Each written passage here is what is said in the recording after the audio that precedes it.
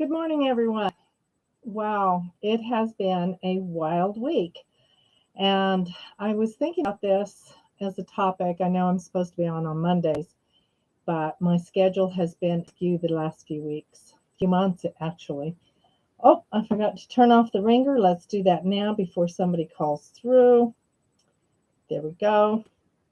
Um, anyway, the reason I wanted to talk about this today is because I'd noticed quite a few people are having a lot of problems. They are struggling with what they're doing, how they're doing it, what they need done. And Mercury retrograde has always thrown me off. That's why I wanted to talk about this. If it wasn't the car breaking down or a flat tire coming my way, it was, I remember one year the water heater gave out, the hot, the heater, the furnace went out. Um, and the guy that came to do work on the hot water heater, he had to go under the house to do some hookups or changes because some of the plumbing had broke when he was doing the water heater. So, I mean, it was just a mess. And he wouldn't go under because there was a bee's nest that was right there. And he says, you have to get an exterminator. And of course, Save the Bees was going on. And every time there's a Mercury retrograde, I want to duck.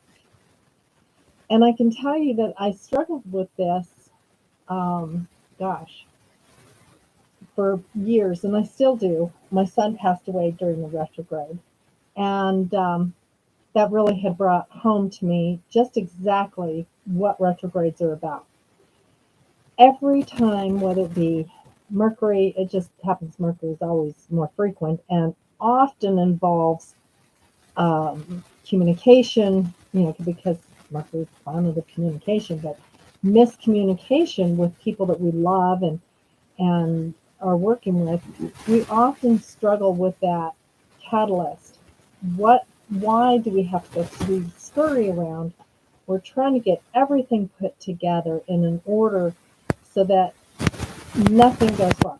We get the oil checked, we get the tires checked, we make sure the oven, if it's starting to go out, we don't use it during the retrograde so that we can get past the more expensive fixings. If we're signing contracts, we don't sign them until after the retrograde. If we have to send a letter of importance to someone, we word it carefully. We give it to somebody else to read, have them read it so that any miscommunication that could be possible because of the tone of the letter, anything. I mean, there isn't one thing that we don't try to do during the retrograde to stop the catalyst. And it still happens. And I thought about this and I thought, why do we need these? And it's because oftentimes the healing that we don't even realize that we need happens with Mercury retrograde. We don't even realize how badly broken we may be in an area that will bring healing.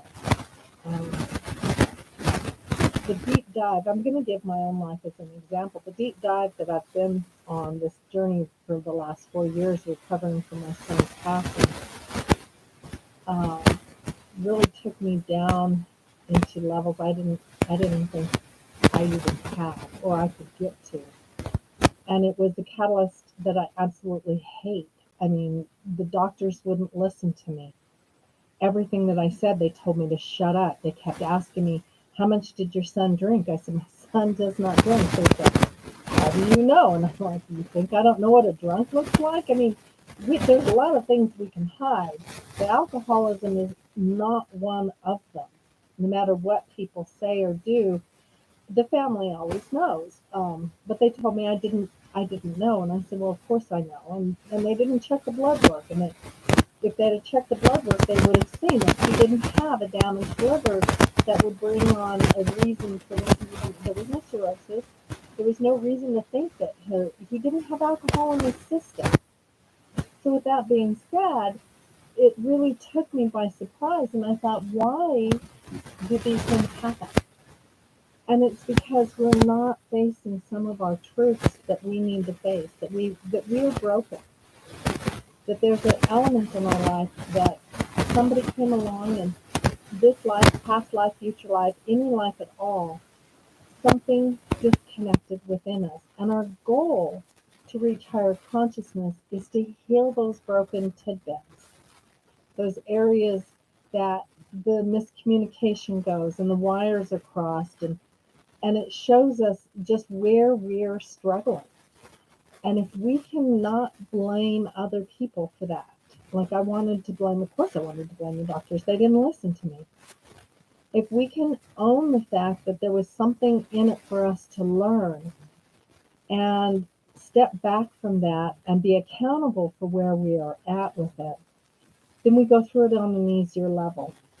It used to be um, when we're looking at having a car breakdown, for example, I had to accept the fact that one of my areas that I struggled with a retrograde, was car breakdown. Perfect running condition, and it would break down during the Mercury Retrograde. I don't know why. Why? Why did the furnace go out? Why did the hot water heater go out? Why did they do this all at once? And it was my lack of trust in my own ability to have abundance. And once I started looking at what I needed to do to correct that, guess what? Nothing broke down anymore. And it became an opportunity for me to see where my fears lied and where I was putting my negative thoughts and giving too much power over to that point. We don't always look at things and realize that what we are doing, we're offering is of importance to other people. And we struggle with how do we get through these times of struggle, of whether it be, when Pluto went retrograde, or Jupiter goes retrograde. Everybody goes, oh my gosh, the lucky planet is going retrograde. What does that mean for me? Well, I'm not an astrologer, and I don't pretend to be. So what I do know is that I do listen to Johanna, our astrologer at Resonant Essentials, and I asked her questions. She does a fantastic live on Sundays where you can actually type in your questions, and she says, oh, this planet's retrograde. What would that mean in regards to everyday life? And it's a great way to learn, but it's also a great way to come into understanding what maybe when it triggers for you, to let go of things that no longer serve you. It's hard for us to really reconcile the fact that we're not perfect individuals to our other half that thinks that we're just failures at everything. And it's these retrogrades that bring us into higher consciousness that allow us to come through and realize that we actually have opportunities that are presenting for us to see the truth of who we are. And we truly are magnificent, metaphysical, multidimensional beings of love and light, and we don't always accept that. We struggle with it. We fight with other people. Flies. State Fair in New Mexico. The horses are at the racetrack, and the flies are at my house. And I'm not even close. Anyway, we struggle with how this opportunity come to us and why they come to us, because maybe we need to revisit where we were or how we were. Maybe we need to look at the people that we're surrounding ourselves with and realize that even if there is a miscommunication, we shouldn't be angry at the person that miscommunicated, or we misunderstood, or they misunderstood us. It's an opportunity for clarity. It's an opportunity for us to revisit what we're doing. Of course, I don't want to revisit going to the mechanic every Mercury retrograde, so I got a car that has a warranty on it. But then I realized I was worthy of a new car. I struggled with that for years. Raising two children without child support was antithesis to my very existence of abundant life and recognizing my own self-worth as who I am as a healer, as a psychic medium, as a metaphysical instructor, but generally just as a mom walking this earth and trying to make sure that my kids had enough food and their home was secure and they had clothes and shoes. These little nuances that we come into in our life, these little things that tend to irritate or bring fear to us, are often opportunities for us to see that we're worthy. And when we can see our own worth, we can help others see theirs. But we have a problem and we hold it within, and these retrogrades come in and they go, okay, well, guess what? It's time for you. You've been badly damaged by, um, let's say, I'm trying to come up with some scenario that would be kind of general to everyone, and it's hard, but let's take patriarchy, for example. Patriarchy affects all of us. A lot of men suffer because of patriarchy. They are seen as jerks when they say something that can be misconstrued as uh, sexist. They don't mean it that way. They they just are. So my son suffered with that a lot because he'd say things and tell him, Lance, read the room. What you're saying is not very clear to those of us sitting in it, and it can sound pretty offensive. And he says, Mom, I'm sorry, that's not the way I meant it. So it's an onus that we put on people because we're trying to break through that patriarchy glass ceiling where we come into where one gender doesn't overweigh or overshadow the other, accepting people of all walks of life, cultural differences. Watched an old sitcom from the 60s and I was mortified. I thought, oh my gosh, that's what I grew up listening to. And I couldn't believe that that was normal sounding. Granted, I was a little kid, but that doesn't mean that it wasn't somehow stuck in my head to use phrases that sounded horribly bad or phrases that were culturally hurtful. And I have grown since then. Obviously, thank God for that, because that's what we're here to do is to get out of those old mindsets and start taking responsibility and be mindful of what's coming out of our mouth, paying attention. I remember going to school and it was, they would spank you. They would physically spank you. You got, the board and it was a big board with holes in it, if you acted out of control. In today's day and age, those people pelting the kids with that board would have been, they would be in jail because that's not okay. And corporal punishment when we physically hurt people, and these are the types of catalysts that have created situations in which the healing began.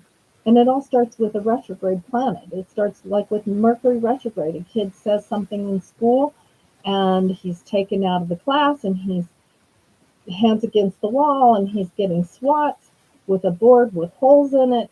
And the parents find out and they're saying, you don't get to bruise my child this way, takes it to the school board. And these are the things that happen all because Mercury goes retrograde. We progress, so we shouldn't fear these things. We should embrace them, and we should. I'm not saying please. I'm not saying go ahead and sign that contract and learn the lesson. I'm saying be careful of what you're doing. Make sure that it's comfortable for you to do this, but know that those miscommunications can happen, and then don't blame yourself. Come into it with a fuller understanding that, hey, you know what? If I said something that was irresponsible or hurtful while I was signing the deed, the papers to buy my house, and the people decided not to sell it, look at it as a blessing that maybe you didn't need that house. I know I'm stretching here, but these are everyday scenarios that happen to us. We have fights with our family. We have uh, neighbors that think, okay, well, she's a little off her rocker today. What's going on? Uh, when I told the next door neighbor kids, please put your toys back where they are, because I don't need to get a run over them in my driveway. I come in at night, it's a little dark, and you left these little tiny toys, and now they're broken. If you don't want your toys broken, Mom, she's yelling at me. This woman's yelling at me because I left toys. And it's like I didn't yell, I asked. But to them, it may sound like yelling. So I have to rephrase. I have to realize they're little kids, and to them, a person talking to them may be misunderstood as yelling. Uh, these catalysts that we need so desperately are there for our own benefit, not just the benefit of other people. We can't point a finger and say, this person did this, without saying, wait a minute, what was my buy-in to that? Why was I listening to it, and what did I hear, and what is it that it triggered in me? Because that's where the healing begins. If we become accountable for those misspoken words or misdone deeds, or, you know, the engine, like my son always blew in the oh, he got a good engine, but he didn't put oil in the car, so it stands to reason, he blew an engine. But he didn't change it by putting oil in the next car's engine. So that was his opportunity for healing. It was also my opportunity to realize he was not responsible enough to drive my car for any length of time without me checking to see that he's putting oil in it. But again, these are things that I've been doing a deep dive over, because it was hard for me not to mentally overtake that. It was hard for me not to uh, think that what the doctors did was wrong, and it was wrong. They should have listened to me. They would have known that he had an abdominal bleed, not a stomach bleed, as from being an alcoholic. But that may have been his healing. You can't always look at death as being something terrible, because he's back in spirit. Maybe it was his healing. Maybe his journey and the things that he had to do brought in my own healing. So the things that we struggle with, the things that we resent people for, the things that we hold against other people, are often our own areas of healing that we need to work on for forgiveness for ourselves, to move through the guilt, to move through the uh, pain that we have clothed ourselves in, the wall we hide behind. However you want to look at it, it's an opportunity for us to really work at bringing those things to light and seeing ourselves not as somebody who did something wrong or somebody who failed to do something right, but as somebody who is working on their spirit journey. Their soul is reaching out for the opportunity for expansion, because now we're here and we're at the time of expansion. Everything is there waiting for us at our fingertips. We have, um, anytime I see people who are hurting so badly, I try to just send, love, or surround myself with light so that it reaches out to them. Um, it's difficult because we can't send somebody healing that's crossing a boundary that that we shouldn't cross, because we don't know what that healing looks like. So we must always ask, can I send you a healing? Can I send any kind of healing energy to you? Because that way it's not an invasion of their journey or their destiny. It's something that they choose to accept. The other end of that is that you can give them empathy. Empathy goes a lot farther than compassion. compassion, just, oh yeah, that's a horrible thing to happen, and I'm really sorry that that happened to you. But having empathy and giving that love that empathy entails, and sending that, embodying love for somebody, is what we need to do for everyone. So if you see someone struggling with a retrograde situation, sending them love will help heal whatever it is, and however it needs to heal, because love is the highest of vibrations. Love is that heart, that metaphysical opening, that doorway to higher consciousness. It's Our heart chakra is the middle ground between the lower and the higher self. And when we can embrace that and love somebody through their trauma, we have an opportunity for our own spiritual growth. With that, I will say I hope you enjoyed the talk today. Just something I thought of spur of the moment, um, going through my own checklist of where the planets are, and I thought, this is my lesson for today, and I wanted to share it. So from my heart to yours, I hope you have a wonderful afternoon. Uh, Say, like, share, whatever in the comments. We greatly appreciate all the support you give to Resonant Essentials. Bye for now.